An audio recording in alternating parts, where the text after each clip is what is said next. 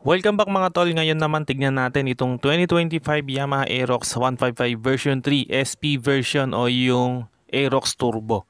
So ito mga tol yung naka YEC VT no, yung may turbo sensation tulad ng sa NMAX TechMax. Grabe itong Aerox 155 SP, ang ganda ng color combination.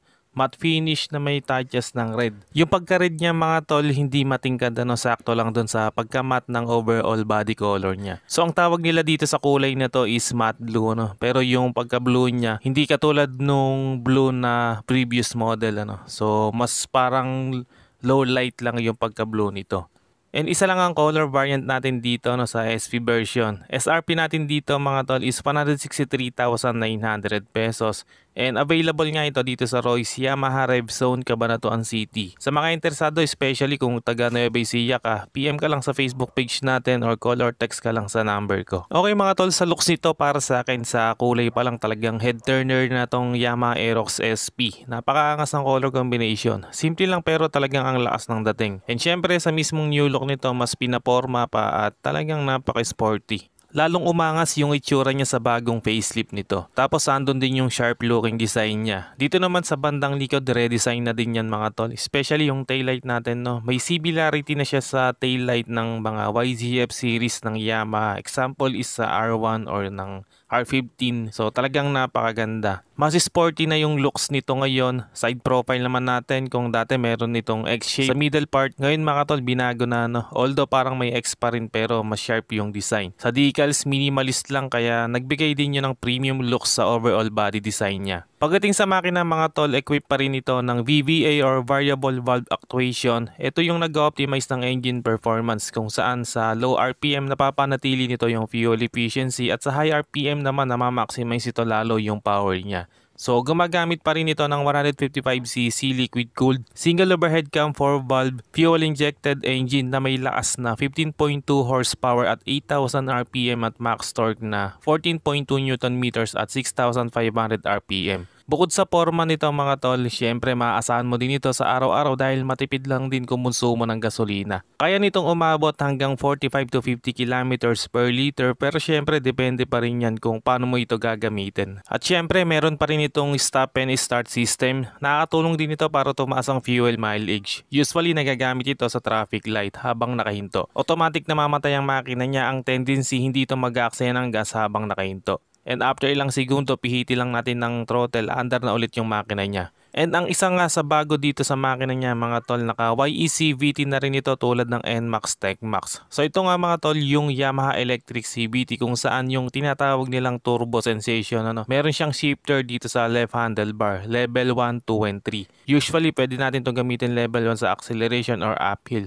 So para ka lang nagpapalit ng gear dito pero automatic pa rin ang transmission. And sa panggilid dito mga tol, hindi na rin to gumagamit ng flyball na kalimitan ginagamit sa mga scooters. So dahil nga yun sa YEC VT. Dumako naman tayo mga tol dito sa harap, sa cover ng handlebar, halos pareho pa rin naman ito sa previous model. So meron siyang wind visor na maliit dyan, and meron siyang sticker dito na blue core. Tapos dito meron siyang V-shape and magaspang yung texture ng fairings natin dito. Meron siyang emblem ng Yamaha dito sa gitna at yung magkabilang side matte blue na yung kulay niya. Ang ganda ng pagka matte blue niya mga tol, parang may glittering effect pa Tapos meron siyang decals dito na Aerox SP yung pinaka branding niya o yung brand name. And meron siyang mga broken lines dito, minimalist lang kaya premium ang looks. Dito naman sa side profile decals niya dito yung brand name din ng Aerox. And this time yung SP niya naka-emboss tapos chrome siya kaya talagang napaka-premium. And meron din siyang line na red dito. Tapos dito meron siyang decals na Yamaha. Dito sa kabila mga tol meron lang siyang broken line dito Tapos dito same lang din sa kabila. So ayan meron din siyang decals dito na Yamaha. At niredesign niya pala mga tol itong side profile niya dahil kung mapapansin nyo wala na dito sa part na to yung signal lights niya. Sa middle part naman mga tol meron siyang decals dito naka-indicate yung VVA or Variable Valve Actuation. And pagdating dito sa bandang likod meron din siyang decals dito na broken line tapos may nakalagay din na liquid cooled. Dito naman sa pinaka rear end natin mga tol talagang napaka-sporty Meron tayong emblem ng Yamaha dito. So dito naman sa mismong headlight niya mga tol, tignan nyo naman yung pagka-facelift niya. Napaka-sporty at napaka-angas. Sa previous model mga tol, may pagka-smooth pa yung looks niya Pero dito mas sharp talaga yung design niya. And yung daytime running lights natin mga tol, mas maiksi na no? Unlike sa previous model na mula gitna hanggang taas sa gilid. Pero ito mga tol, dito na kasi nakapwesto yung signal lights natin kaya mas maiksi na yung daytime running lights niya. Speaking of signal light mga tol, sa wakas LED na yan. Ganon din sa DRL lights. And sa mismong headlight mga tol, naka projector light na yan ano. At hindi siya yung typical na projector light dahil square ang shape niya. And siguradong maganda ang buga ng ilaw nito. And isa din talaga sa nagustuhan ko dito mga tol sa front end itong built-in na winglet ano, napakaangas talaga. Tapos na-highlight lalo yan dahil kulay pula yung color niya. Talagang kitang-kita. At yung texture niya very premium dahil forged carbon like design ang ginawa ng Yamaha dito no. Ganda nito, stock pa lang, wala ka nang babaguhin. And ito pa mga tol, yung forged carbon like design niya no, dito sa side profile. Dito sa pinaka leg shield niya, grabe angas. Pillion ride natin mga tol, alloy ang ginamit. And dito naman sa tapakan ng rider, syempre hindi katulad ng sa NMAX ano. Pero still komportable pa rin dahil pwede pa rin natin malipat ang pwesto ng paa natin. And may grip din para hindi dumulas yung sapatos natin. Front suspension mga tol, naka-telescopic at mas malaki na yung inner tube nito compare sa previous model. Front fender napaka-sporty, matte blue din siya. And sa pinakapatilya naman rough yung texture and black ang color. Tapos meron siyang decals dito na ABS. Sa brakes of course, naka-disc with single piston caliper at equip ito mga tol ng ABS or anti-lock brake system. Sa gulong naka-IRC tire tayo dito and tubeless na rin ang ginamit and may sukat itong 110/80 rim 14. Dito naman sa likod mga tol, rear end natin napaka-sporty. Redesign na yung pinaka taillight no, inspired by YZF series ng Yamaha. Kaya napakaangas talaga. And LED pa rin ang ginamit, ganon din dito sa signal lights niya. Sa wakas LED na rin to.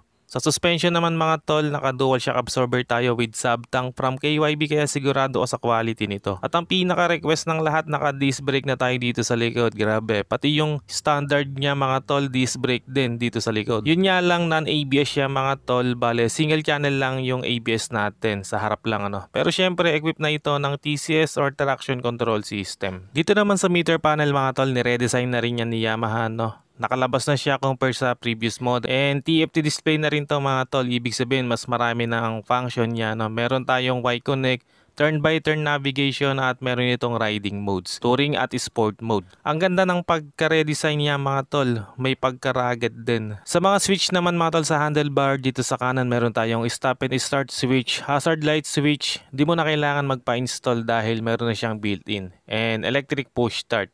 Dito sa kaliwa, so hindi siya passing light mga tol, control siya sa TFT display ano. Meron tayong high and low beam, up and down button and enter para sa TFT display rin natin.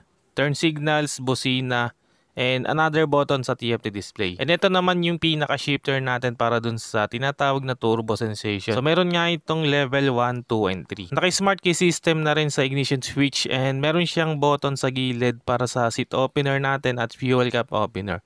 Speaking of fuel, meron siyang 5.5 liters fuel capacity. So very convenient dahil pipindutin lang natin ano. And dito siya nakapwesto, hindi natin kailangan bumaba ng motor para magpa-refill ng gas. Dito naman sa left glove box natin, syempre meron tayong Type-C charging port dito no. Kung sa previous model power socket tapos bibilang mo pa ng USB charging port, so dito ready na siya sa Type-C. Seat design naman mga tol, very premium din ano, and maganda rin talaga yung cushion na ginamit. Naka semi-step seat design kaya napaka-sporty. Tapos may mga stitches pa na red kaya napaka-premium. At sa ilalim naman ng seat natin meron siyang spacious compartment.